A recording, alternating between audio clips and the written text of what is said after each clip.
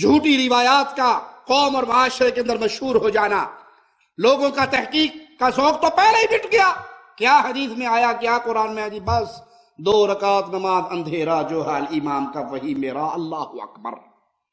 بزرگوں نے فرمایا، بزرگوں نے فرمایا. حضرت جی کہتے ہیں یوں کرنا چاہیے. وہ حضرت جی کہاں سے بولتے ہیں؟ عجیب، ہم بڑی پہنچی سرکاریں، گستاخی نہ کیا کریں آپ پوچھ کے کہاں سے بولتے ہیں. کہیں نہ کہیں تو ہوگا، کس خندق میں دفن ہوگا. جھوٹی روایتیں لوگوں میں مشہور، من گھڑت روایتیں لوگوں میں مشہور ہو گئی.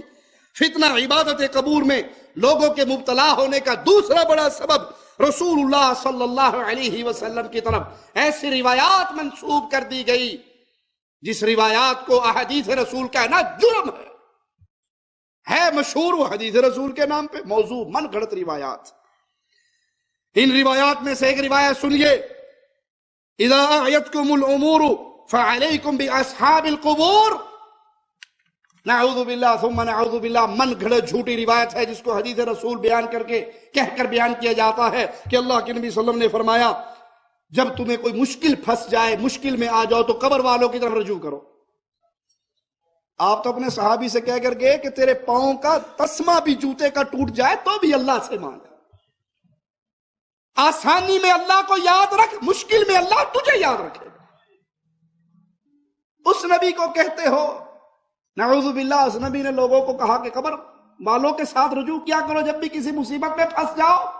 مشہور ہے حدیث کے نام پہ. یہ من گھڑت جھوٹی کہانی. اسی لیے رسول اللہ صلی اللہ علیہ وسلم نے فرمایا تھا امت کے آخری دور میں ایسے لوگ، ایسے کذاب پیدا ہوں گے جو روایات پڑھ پڑھ کے گھڑ گھڑ کے تمہیں سنائیں گے جس کو تمہارے آباء و اجداد نے نہیں سنا ہوگا. امام ابن تیمیہ رحمہ اللہ فرماتے ہیں یہ روایت بے اتفاق ماہرین حدیث محدثین گھڑی ہوئی ہے. حافظ ابن قیم رحمہ اللہ فرماتے ہیں یہ روایت جھوٹی ہے، من گھڑت ہے. اسی طرح کی ایک اور روایت ہے، لو احسن احدکم ظنہ بحجر نفعہ. اگر کوئی پتھر کے ساتھ بھی حسن ظن کا معاملہ کر لے کہ اس پتھر سے مجھے یہ فائدہ ہوگا تو اس پتھر سے اسے فائدہ ہو جائے گا.